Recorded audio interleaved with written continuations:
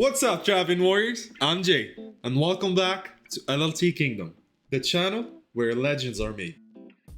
In today's video, we're going to take a deep dive into our journey on the COM2N server. From the early days of rebuilding treasuries and connecting villages, to the intense moment of strategy and decision making. This is the full story of what happened.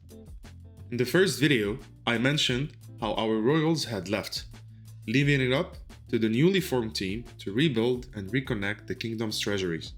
This required us to settle new villages and grow them to 1k population, just to link the kingdom together. At that time, we decided to promote Mr. Alpha Male as a duke, because his village was strategically placed and would facilitate the connection of the borders. As for the second duke, we couldn't replace the previous treasury village, because the account was banned, and while it was a 9-cropper with a 125% oasis bonus on crops, well, the account got banned, and so we could neither conquer it or destroy it, and the only option was to wait it out until the account got deleted. So instead, what we did was settle a new village, a 6-cropper, that would facilitate and connect to the other treasuries. Finally, for the third treasury, I had to replace the previous king capital, which was a 15-cropper with a 125% crop oasis bonus. This was a great village, but also we had to rebuild it from scratch. And so we started this new chapter, rebuilding the new treasuries and getting them to 1k population as quickly as possible. But not even one day goes by, and already we have a new problem. This is where things get interesting. And as usual, you probably already know it by now, it's Mr. Alpha Male again. Due to a game mechanic as a king, I have to attack my own dukes to collect tributes until the kingdom is fully connected. And so, although I was managing Mr. Alpha Male's account to ensure everything was in order, I still received a sudden message from him telling me to stop attacking his village. Even after explaining that it was necessary for our growth, he stood his ground. Guys, just so you know, I'm his sitter. Basically, whenever I send an attack to collect tributes, I just log into his account and make sure I dodge so he doesn't lose any units. And still, he just didn't want me to attack and even kicked me from being his sitter. So let's say I still wanted to attack him and collect tributes, and if that happened, well, that would be pointless and stupid because both of us would lose our troops. And so that decision impacted our progress and made things even more challenging than it already was. At the beginning of the server, I was focused on attacking oasis and camps non-stop, rushing my hero to level 25. My goal was to then use the Book of Wisdom and shift my hero's points into resources for maximum efficiency.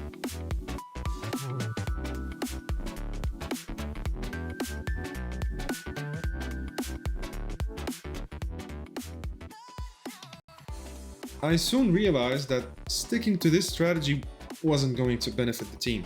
Instead of building my late game hammer, I needed to focus on growing the new treasury to 1000 population as fast as possible. And I needed to switch to defensive playstyle because most members wanted to play offensive roles. So at this point, it wasn't about what I could achieve anymore, but what the team could accomplish together. I trusted my teammates to carry the responsibilities I couldn't, and together we pushed forward. Letting go of my personal goals was necessary for the greater good of the kingdom. As mentioned in the first video, I had been in contact with 2 kings before deciding to join another one. Both played a crucial role in shaping our future. The first was Keegan, a leader I respected and appreciated from the very beginning. I stayed in contact with him, and we were set to unite.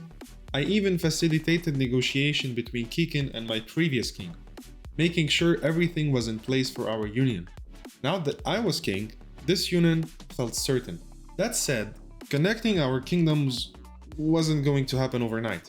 We even considered the possibility of me settling a village next to his capital, but that would have set me back even further. And so after all the sacrifices I had already taken, I was hoping we could avoid that. Only time would tell how things would play out though. By this point, it was already week 5 or 6, and so no new members were joining the server. So we struggled to recruit any new members. One of our core players, Pinkar, a group of 3 formidable duels, was leading the charge in the robbers ranking. He guided me, and within a few days I reached the top 10 in robbers. which helped me tremendously as I was focused developing our new treasury into a 1k population village. But, as with all things, once one chapter closes, another begins. Kiken decided to unite with the second king I had mentioned in the first video. But I agreed with Kiken's decision. They had the numbers and it made sense for them to unite. However, this meant that it would take even longer for us to merge into their kingdoms, and 2 of the 3 royals in my team would become dukes in the future. Looking at the map and our future plans, it became clear that our focus would be on securing just one world wonder. Reaching for a second one would require several treasuries, which wasn't the best scenario for our late game.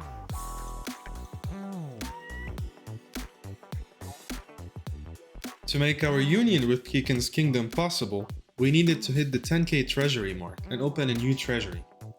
Meanwhile, Peace, which is Kiken's kingdom, had to reach 30k treasures. These 2 new treasuries would allow us to connect. Thankfully, this meant I didn't have to settle a village near Kiken's capital. But hitting 10k treasury as a small team wasn't an easy task. Now there's always the option to play it safe, wait and collect treasures slowly. But we all know how long that would take, and we needed rapid growth to stay competitive. After discussing it with team leaders, we decided to go ahead with a planned operation against the Sosiska kingdom. Sosiska was our closest target and about average in size, making them an ideal candidate for a quick boost in treasures. Stibok, a duke from Peace, joined in on the planning as part of our offensive team. Great guy, by the way, more about him later. Everything seemed to be falling into place until one morning, during my daily farm list routine, I logged in and saw we had suddenly gained 3000 treasures, and I had about 20 messages waiting for me. Again, whenever there's a surprise, you already know it. It turns out Mr. Alpha Male had taken matters into his own hand and launched his solo attack on Sosiska. He faked multiple targets and managed to destroy an entire treasury on his own. What can I say? Mr. Alpha Male never fails to deliver, whether it's giving us heart attacks or pulling off something super impressive.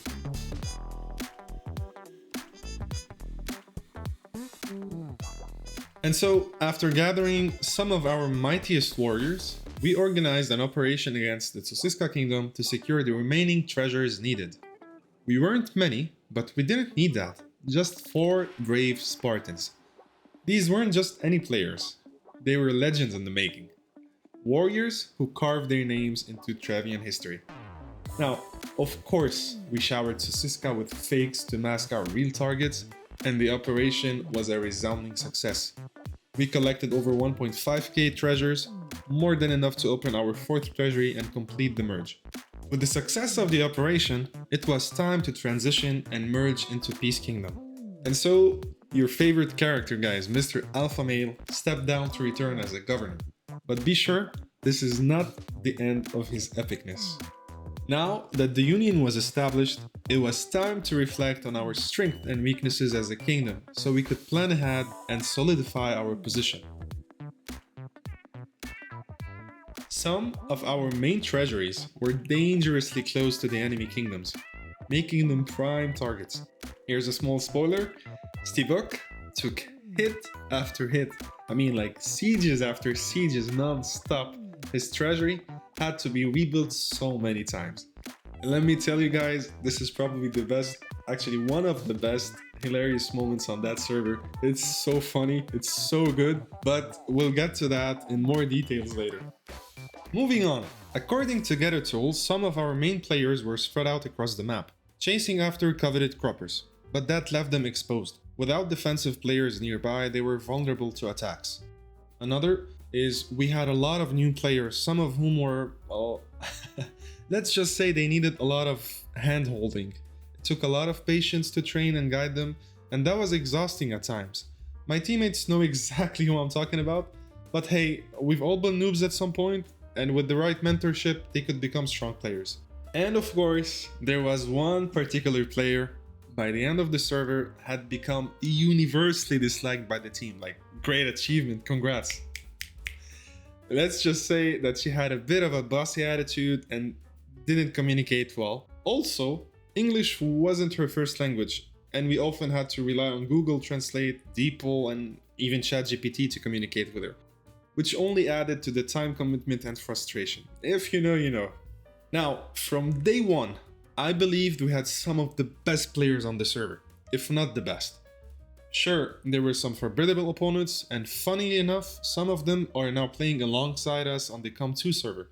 Once foes, now allies. But in my core group, I had unwavering trust in their abilities. That's what allowed me to play selflessly and focus on supporting the team. Collectively, we had the strongest offensive power on the server. As for defenses, we ranked second behind the Milk Kingdom. Not bad at all, and promising for future assaults on our kingdom. With that clear understanding of our strengths and weaknesses, we started fortifying our weaker treasuries by collecting cages and nature units, and we focused on solidifying our borders with permanent defenses. Ideally, we wanted to move the treasures further back, but given how competitive the server was, we didn't have the luxury to invest time in building 2 or 3 new villages with level 20 treasuries. And so, while we were aware of these weaknesses, we acted accordingly and stayed vigilant. To address our key weaknesses, such as the vulnerability of our front treasuries, we turned our focus to the nearest enemy, Sosiska and Pelos, now united under the Pelos banner. We knew that to secure our kingdom's future, we had to strike first, and strike hard. In a series of bold operations, we targeted their treasuries and key offensive players, weakening their ability to pose a serious threat. This bought us valuable time to reinforce our defenses and continue our growth. Also, since they had fewer members than us in peace, we knew they couldn't keep up with our momentum, and it was only a matter of time before we'd surpass them. While I don't have every report of the operation, the results were clear. Pelos, once a threat, was pushed to the bottom ranks of the competition. This turning point opened up new opportunities for us, solidifying our path to dominance.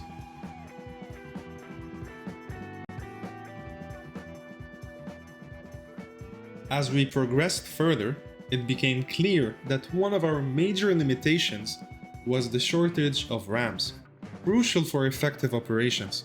The root of the problem was simple, we just didn't have enough Teutons in our ranks to produce the rams we needed.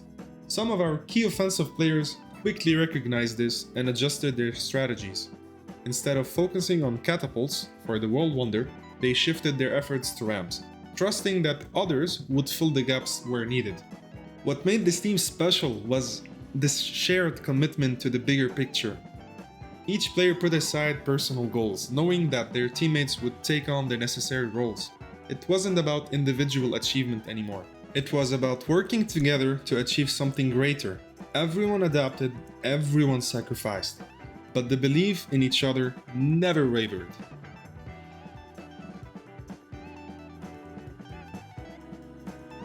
At this point, we shifted our focus to securing treasures and victory points, ensuring that we had the momentum needed for the late game. Our first major operation was against Critters, a kingdom that posed a significant threat to our chances of winning the server. This operation wasn't just about treasure, it was about sending a message and setting the tone for future conflicts. My account had reached a balance between offense and defense. And so, while I had shifted most of my villages to producing defensive units, I was still producing offensive units from my initial village. I had about 9,000 TTEs and few swordsmen, and I had started building a mini hammer. While not massive, but was strong enough to breach walls. It wasn't enough to wipe out entire armies, but it was a perfect tool to open the path for the bigger forces. For this operation, we targeted the main treasury of Critter's Vice King. Interestingly, it wasn't his capital, meaning it lacked the protection of a stonemason lodge, making it much easier to breach. Hitting this target would not only slow down their economy but also cripple their ability to collect tributes, forcing their king to divert resources to rebuilding and reconnecting his kingdom. I took the lead as the frontrunner, sending my mini hammer in first to break the wall. Right behind me was Lord Philip, a powerful Teuton, ready to follow up in case the wall wasn't completely breached. Then came Kikin with his own well-prepared force of EIs. So the plan was to spread chaos. We targeted multiple treasuries, key offensive players, and sent plenty of fake attacks to throw them off.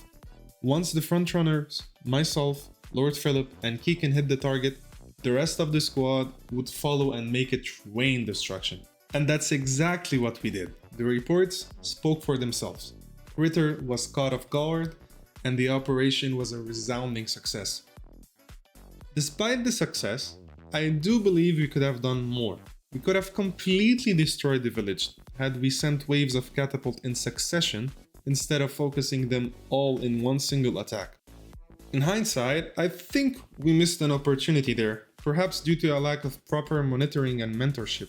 Some of the leadership didn't want to risk multiple waves, fearing interception. It is understandable, but looking back, it was a missed opportunity to cause even more devastation. While we were cautious this time, the operation gave us a massive confidence boost. Critters had more players, and we weren't sure how many frontrunners it would take to break them. But after seeing the success of the first operation, we knew that the next one would hit even harder. With Critters and Pelos both weakened, it became a game of defense and strategy as we prepared for the final phase.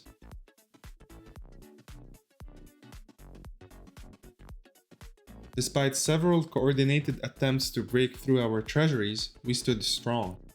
While they managed to grab a few treasures, the majority of their offensive forces were wiped out, leaving them far less threatening.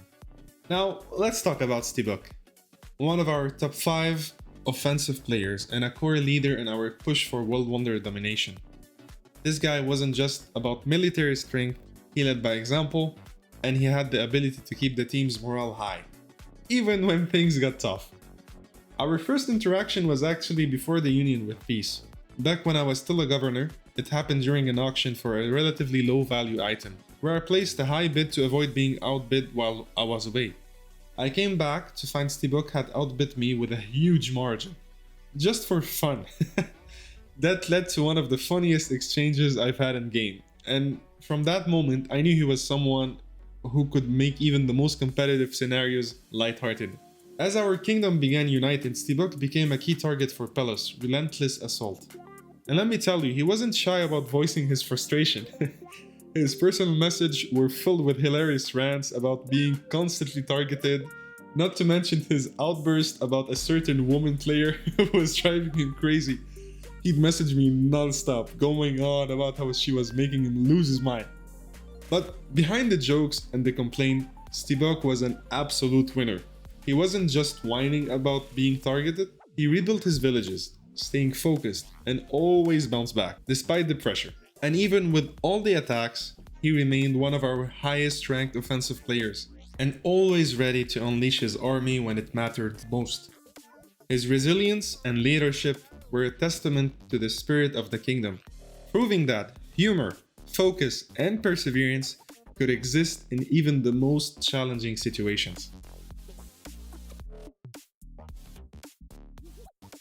As we entered the World Wonder phase, our strategy evolved. This wasn't just about hitting enemies, it was about strategically starving Critters and Pelos to secure a strong lead in the race for victory. We focused on systematically disrupting their key resource chains, aiming to weaken their economy and delay their progress. Our operation started with a detailed assessment of Critter and Pelos villages, identifying the most productive crop villages and ranking their importance. Secondary villages, without the protection of a stonemason lodge, were our prime targets. These were easier to break down on a daily basis compared to their fortified capitals. By focusing on these less protected but essential crop villages, we aim to disrupt their supply without risking heavy troop losses, preserving our forces for the final World Wonder assault. The results were clear and impactful. Some of their top villages, once boasting populations over 1.6k, dropped below 400 for example, significantly draining their resources and limiting their troop production.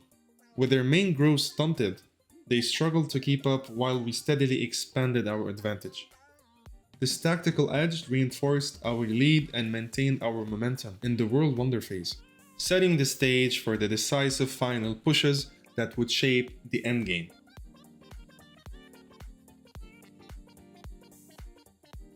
In the final stretch, we mobilized everything for Operation Breaking the Tide, our decisive strike.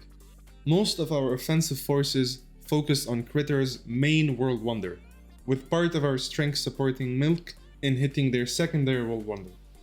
Both wonders were critical targets, and by coordinating across multiple fronts, we aimed to secure a stronghold in the race to the top. The operation was a success, bringing both world wonders down to around level 70, leaving Critters in a weakened position and granting us a level lead. In this chapter, I'll walk through a series of reports showing each calculated strike, showcasing the unified effort that took us one step closer to victory. As the endgame loomed, we found ourselves in a game of inches where every move mattered, every second counted. Coordination with Milk was essential, and we began working on 2 backup plans, each requiring flawless timing to succeed.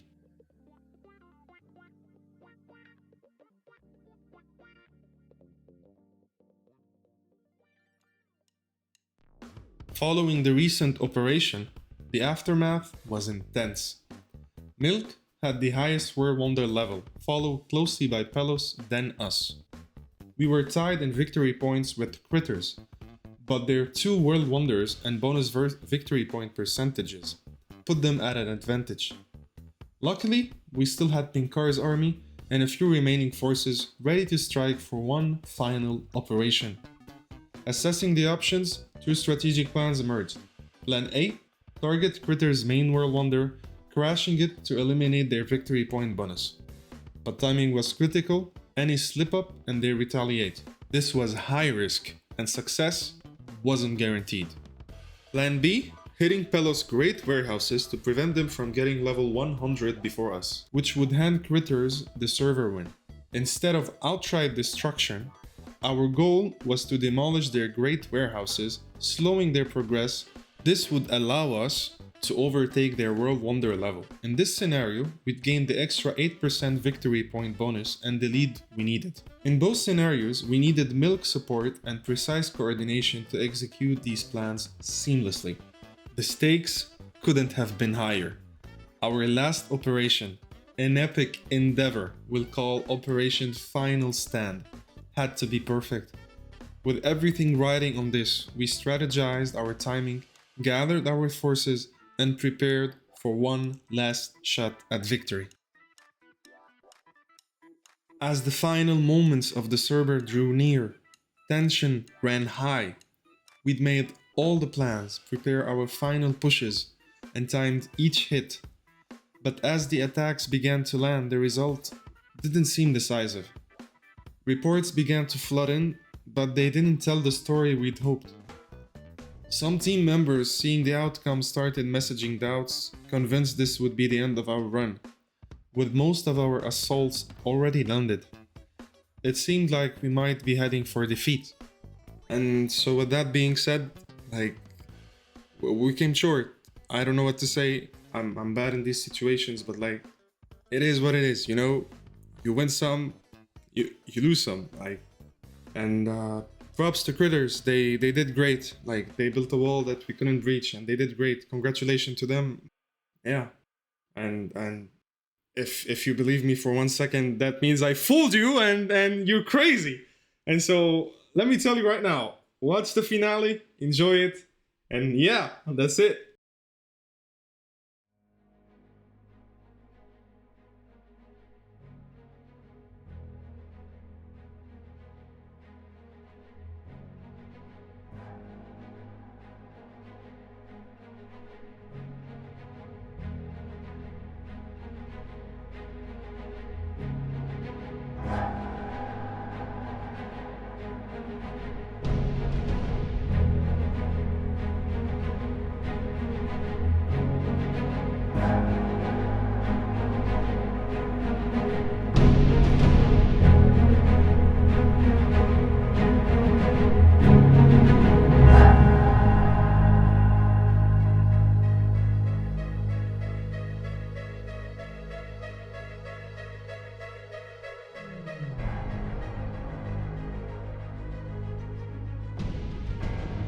Brothers, sisters, this is it.